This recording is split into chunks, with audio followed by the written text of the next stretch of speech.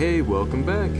There was a huge break from the first to the second video, but nonetheless, this is video number 2 and I'm still trying to figure things out as I go. So I got no grandmaster plan for this one, but I do have a couple of fun things to talk about. And hopefully, if I remember, next video I'll be diving into some group rides. The good, the bad, and then why to even agree to this. But for today, I just wanted to switch things up. No GoPro this time. I busted out the Insta360 camera instead because I finally got it installed. And I mean installed, I mean just put on the bike by some adhesive. Now the real reason why there's no GoPro footage, I'm kinda rocking the Panda helmet mask that I picked up, but I'm pretty sure that's quite noticeable, and I haven't cut a hole in the front of my mask for the GoPro mount, and I'm not really trying to do that right now because that is quite possibly a future me problem. But anywho, I just want to let y'all know or ask me, how is the front POV looking? Hopefully it's still crisp because I left most of my camera settings on auto. I did some light poking around with the recording tweaks, but I'm not quite there yet, and I'm just trying to make sure I record just for A, maybe some content, and B, insurance purposes. Alright, let's get this ride started. I started this one up after filling up with some gas and started heading out to where there's going to be a group ride, but then right as I got to the stoplight, something hit me. Not physically, obviously, you would have saw that, but mentally, I suddenly got super paranoid that my jacket pockets were completely wide open. Like, you ever get that feeling like if you're just riding and then like your entire wallet just kind of ghosts you mid-ride? I usually keep some small stuff in there, my wallet, earplug case, and maybe other minor things. But speaking of earplugs for you riders out there and backpacks, please protect your ears. I really don't care how premium your helmet is. Wind noise is not a joke around these parts. It can hit up to 90 to 100 decibels constant pressure inside the lid, and it will definitely mess with your hearing over time. As of right now, I am using the Surefire EP4 Sonic Defender Pluses. Yeah, I know that's a pretty fancy name, and no, this is not sponsored. They're just reusable earplugs with around 24 dB rating or so. So if I'm getting 100 dB wind noise in my helmet and the Panda mask combo, hopefully these bad boys bring it down to the low 80s, high 70s. But I'm gonna be completely honest with y'all, I truly do not understand kind of how the decibel math works. I just know it's in powers of 10, but that's truly going to be a topic for another video, if not a different deep dive. But what I do know is that the earplugs do make a difference when I do have them in, because I can still hear my cardo blasting and my GPS directions like a complete champ.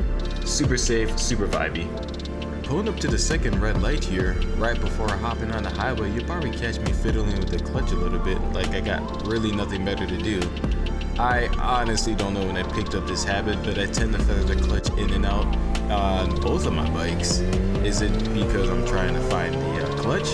Muscle memory? I really don't know. But let me be real, when it comes to merging on the highways, I really do let this R6 sing. But man, the truck on the commute lane totally killed the vibe because I was ready to put this bike in the symphony and wait until I got a dial tone. And as you can take a look here, that's just me trying to sneak a glance at my watch mid-ride because I already forgot what Siri just told me over my cardo. Now really quick, take a look at my shadow. Do you see those backpack straps flailing behind me like they're trying to escape? I generally ride a backpack with extra storage, and I grabbed this one from Target because it was on a sale, but it came with nice hard plastic tips on the straps, so they'll be destroying me every time I hit a gust of wind, and I really do think they're trying to knock me out mid-ride if I had the chance. Also, as I said earlier in the video, this is not the Ninja 400 from my last video. Today is my 05 R6.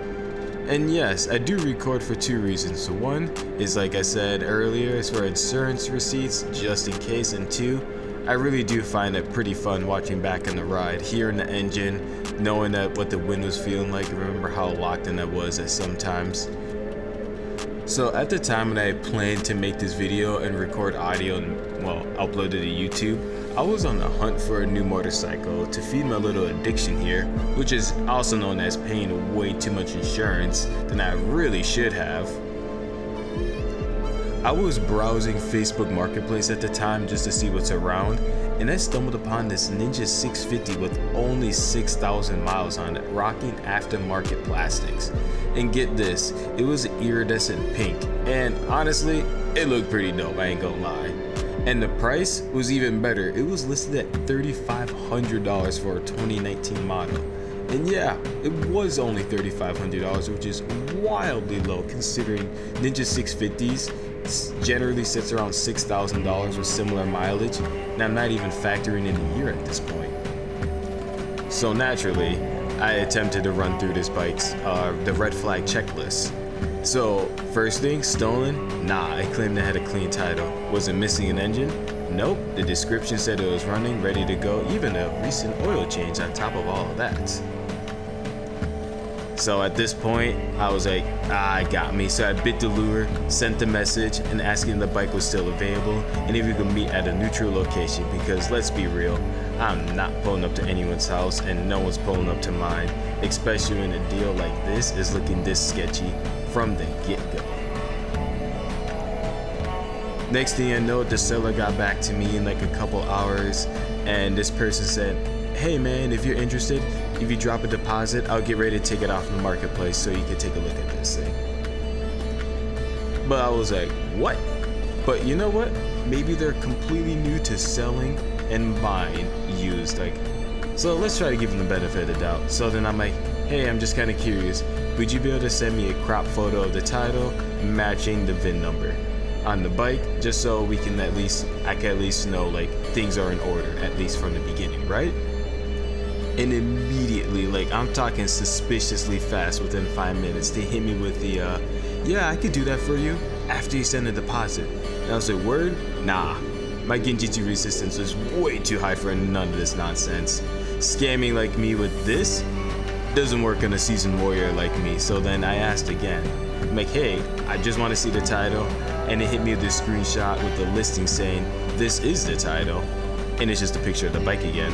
And I was like, absolutely no. So then at that point, I straight up just asked, are you even real? And they responded with, of course I'm real, haha. But if you want to back out the deposit, I could just give you your money back, because holding onto your money would be completely illegal. And I'm like, wow, thank you for saying that. I feel totally safe trying to do this deposit, because if I don't want it, you just give me my money back, right? Right after that, I just reported the account and just bounced. I was like, good luck to you. Really, not really at all, because I really don't like scammers out here, because some people would actually fall for even the most basic things, and I really would hate to see people just lose out on money just because people are just trying to make a quick buck out of others' expense. Because I've seen a thing or two, so I know a thing or two regarding this. So in the end of the story, I got no bike, but hey, I wasn't even honestly looking for a Ninja 650 anyway. But if you just come across a deal good enough, sometimes you should just go for the bike and then see if you like the bike. And then if you really don't like it, you can just flip it for the same money that you bought. It's a little bit of a hassle, but at least you get yourself some free miles out of it, kind of. Not sure how I'm gonna end up the video this time around. Still relatively new to this, but I think I'm just gonna do a couple of jump cuts and let you listen to some of the music as I go towards this group ride. One of my first group rides, mind you. And for those who tune in, please let me know what type of content you want to see. If you want to see some gear reviews of what I own, if you want to just get opinions on just the motorcycle world, if I'm informed of it or not, or just generally talk about some other topics, just let me know. Alright, thanks for tuning in, and enjoy the rest of your day, night, or evening.